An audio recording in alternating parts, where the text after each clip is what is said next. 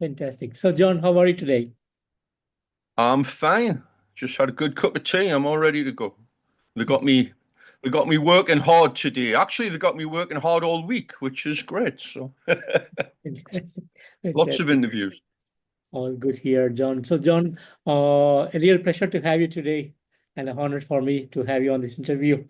And your new EP, Can't Take Away the Fire, is to be out on February 14th. So, would you like to tell me a bit on the songwriting and production that goes behind this new EP?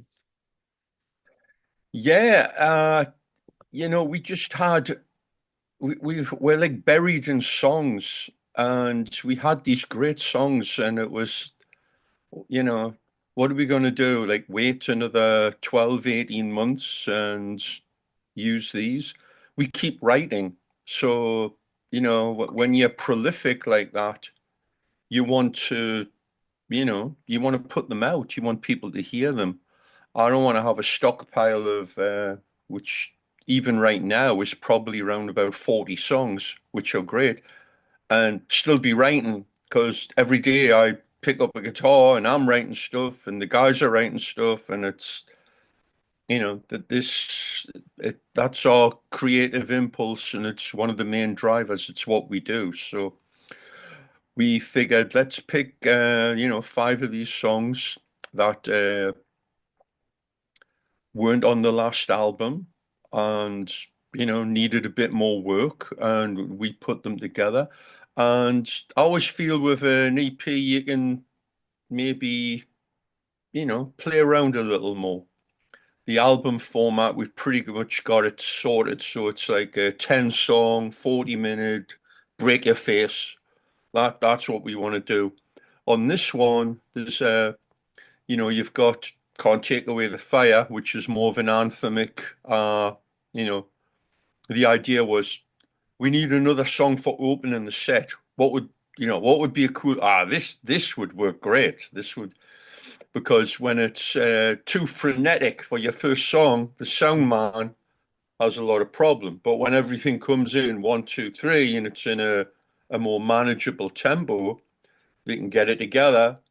Then you can kill them with a fast one afterwards. So that's how that one came up. And there's a couple of really fast songs, really fast songs on this. And there's another one it's fast, but not quite as crazy, but it goes in different directions. And then you've got this song called The Wreckage, which is very different from anything I think we've ever done. It's uh it's doomy. It's almost like a slow blues. It's very heavy, and I'm very proud of it. It came out really, really well. And then, of course, we got some goodies thrown on at the end, some extra live tracks and stuff, Yeah. which is cool. So, and Mike outdid himself again with a great concept, and the album the cover looks fantastic. So there'll be a bunch of art on the inside, and it's a great little package, and it keeps people in the Raven world until we you know get the next album together. Fantastic. Fantastic.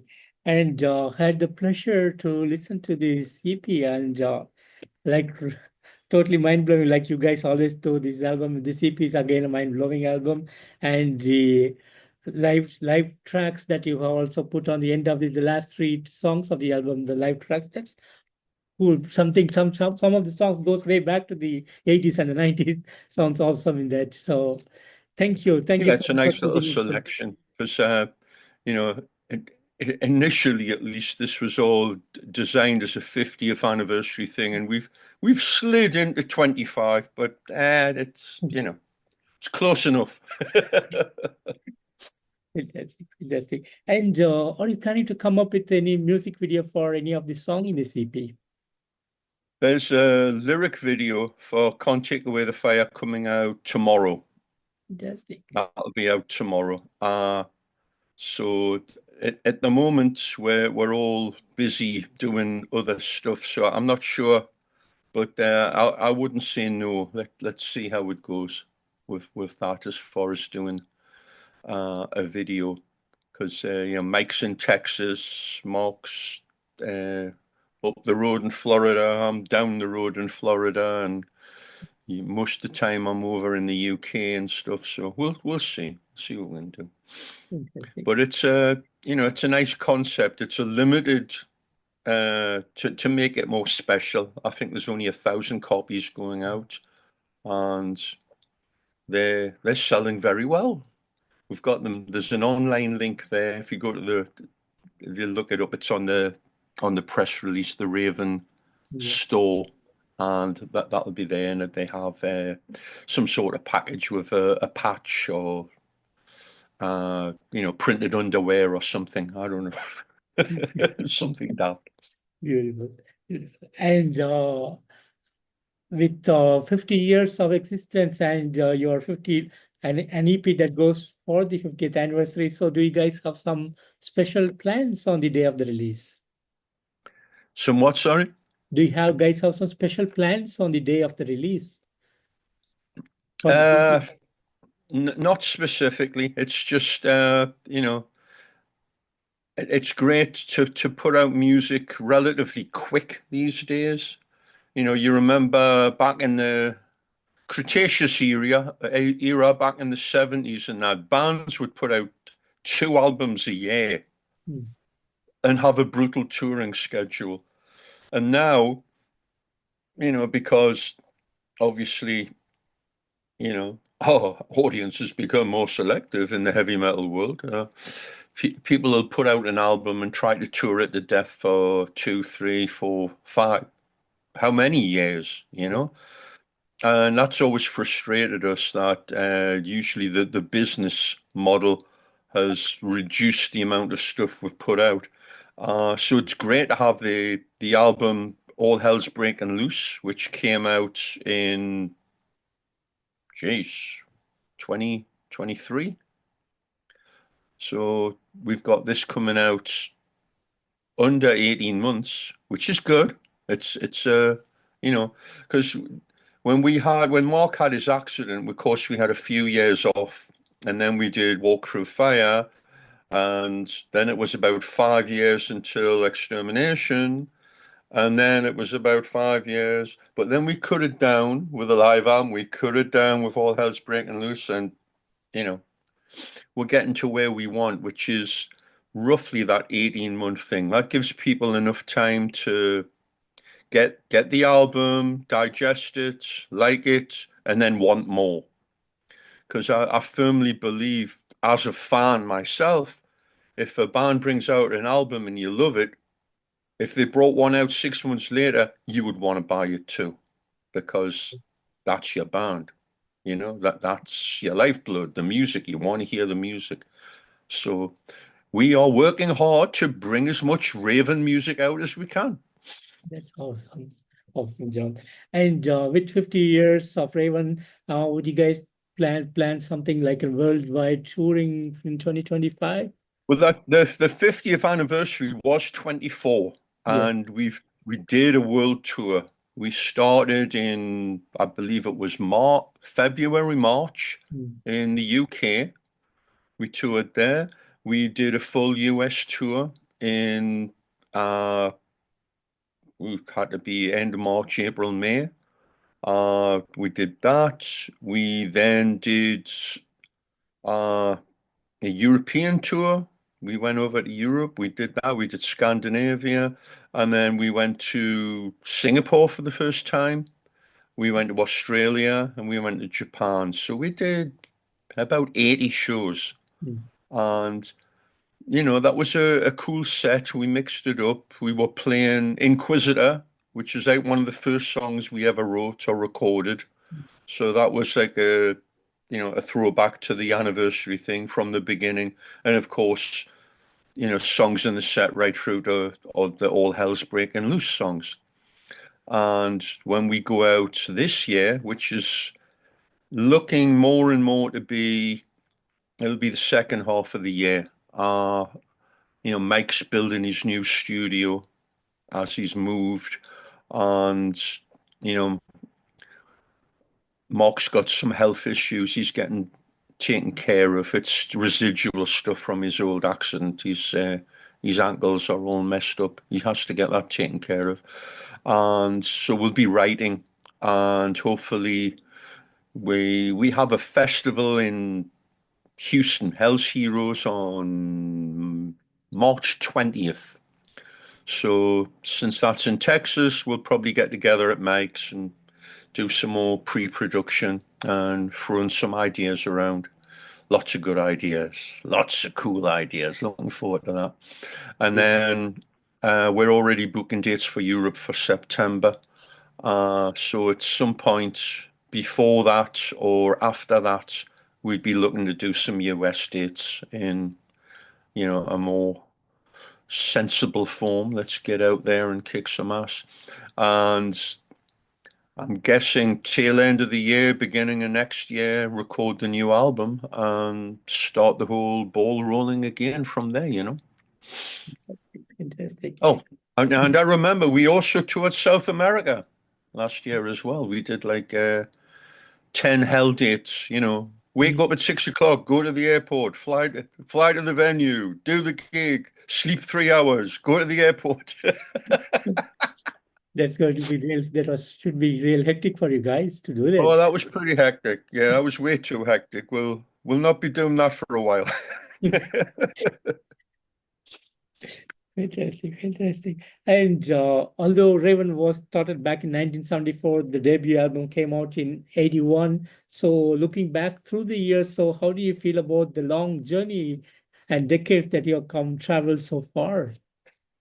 Well, it's pretty amazing. I mean, we're just two blue collar kids from Newcastle, England. Northern town.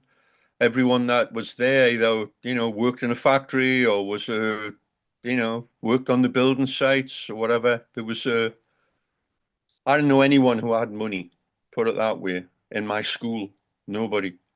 And conversely, there was very few people who were really poor, but everyone was pretty much, just fighting their way through, their mums and dads.